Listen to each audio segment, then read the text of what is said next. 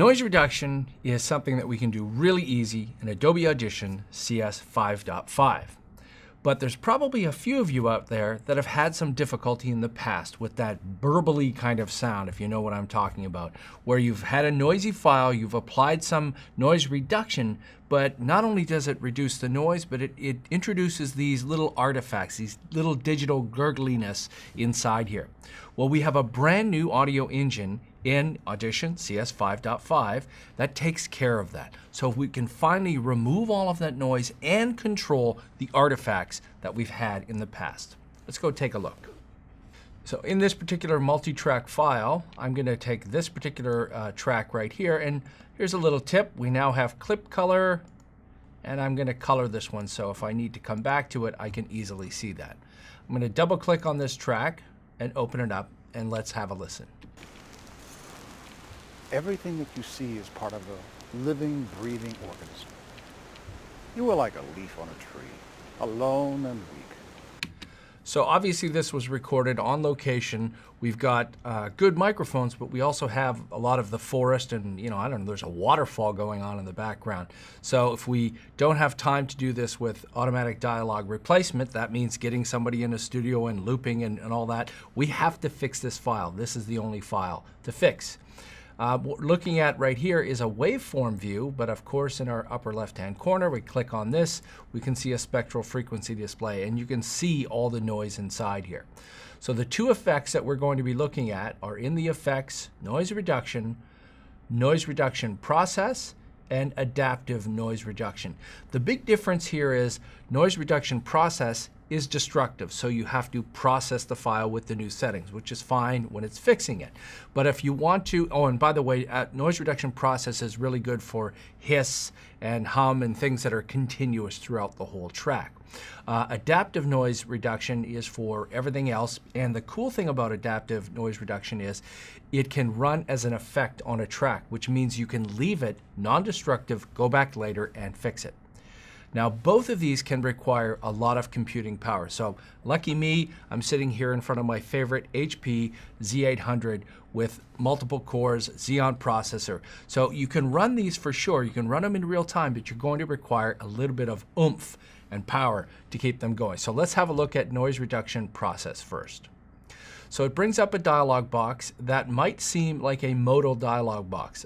That's a dialog box you have to finish with before you can actually work in Audition. But that's not true. I can actually come in here and make a selection of the noise area, play that to make sure in fact that is noise, and then capture that noise print up here. So when I click capture noise print, it now knows what is noise, and then in this button here, select the entire file. Now I've told it what noise is, and I'm going to fix the whole file. The default setting that we have inside here has these settings, and this will be twirled up. This little disclosure triangle will be twirled up. This is where you can get rid of that little burbliness. So if I click on this and drop it down, we have some settings in here for spectral decay rate, smoothing, transition width, and precision factor. I'll get into what those mean in a second. Also notice up at the top, I have an area where I can control the noise floor, and I can click and keyframe this. This is fantastic. Imagine if you're using a directional microphone and at some point you turn toward the noise and then later on you turned away from it. Now you can control what the noise floor is moving in and out. Okay. Let's go back to what we were doing here and let's play this back. Everything that you see is part of a living, breathing organism. Okay, so obviously we've 100% removed the noise, and you can see that slider up the top, noise reduction 100%, but now we have this tinny kind of reverby stuff going on. And this is the kind of thing that you might have encountered in the past and you thought, this doesn't sound natural, I'm not going to use this. So let's fine tune this. The spectral frequency display rate that you see here is for the percentages of frequencies that are processed when the audio falls below the noise floor. If you crank this up too high, it will sound like reverb. If you make it too low, then you're going to introduce more of that noise. Smoothing, this is a really good one. Smoothing here, increasing it, it reduces that burbly effect. So this is what I was talking about. You can crank this up, and it's not just 0 to 100. This sucker can keep going and keep going and keep going. So you raise this, and hopefully some of those artifacts will disappear. The precision factor, it controls the time resolution. Higher is better, but remember, more processing. So this is where you're going to need some fast computers. The transitional width over here on the right, it's a range of what is noise and what remains. 0 really has a sharp noise gate. So a noise gate is something that's opening up. If you have this down at 0, it'll reduce the noise and stop. You want something that's going to be smooth, and it will start and stop without noticing it.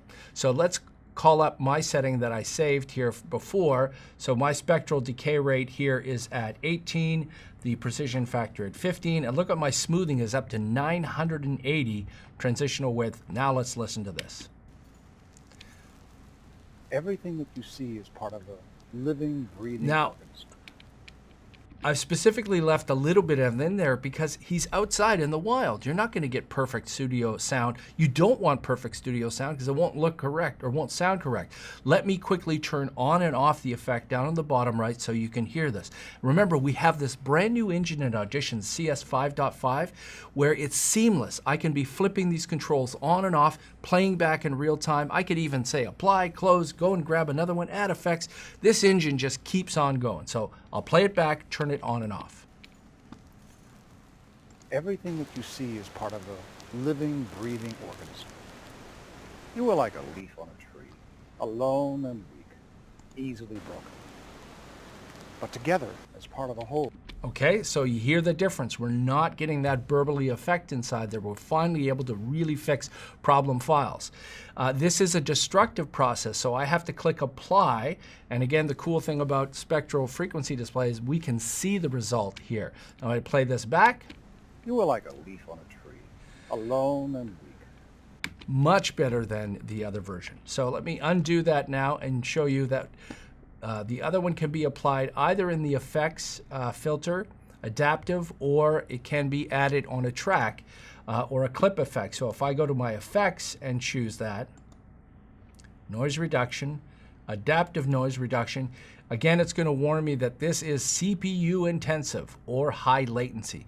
That means that if your CPU is not fast enough, clicking on things is going to be a little bit slower. The final result is going to sound great, but if you're working with audio, you want 0 latency. You want to be able to touch things and grab and paint and change sounds and have your CPU right up to speed with you. Okay, so let's go to our default setting in here, and I'll play this back.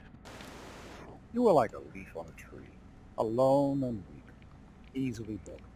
So this sounds pretty good, but again, you're getting a little bit of that muffled metallic setting. Also notice that it started with a bit of noise and then quickly ramped that noise out. Adaptive noise reduction wants at least a couple of seconds of noise in the beginning. So if you're going to feed an audio file to noise reduction, don't start with the dialogue. Make sure you have a little bit of that pre-noise in there. You can't control that number of 1 second, 2 seconds. Just give it a little bit. I'm going to use my setting that I created here. By the way, we've got a few settings as presets. De-reverb, this is if you have a single source and you've got a bit of reverb in the room. Heavy noise reduction or light. Let's listen to this one. Notice I also turned on high quality mode, and this does again require power to process. You are like a leaf on a tree, alone and weak. Now I can click on this but and close as this part of a whole. You are a mighty tree. and turn this on as a rack effect. That mean, and you'll notice that the rack effect is red, and it's warning you again, this is CPU intensive. You want to have a fast computer to play that back. I mean, you could do this on a laptop, nice fast laptop, but it's just warning you that if you're getting some latency in there, why that's happening. So hopefully these couple of little techniques are going to show you that you don't have to abandon those tracks with lots of noise. Adobe Audition CS 5.5 has this brand new powerful engine, so we can finally work, remove that noise, get rid of that burbly effect, and make our audio sound pristine.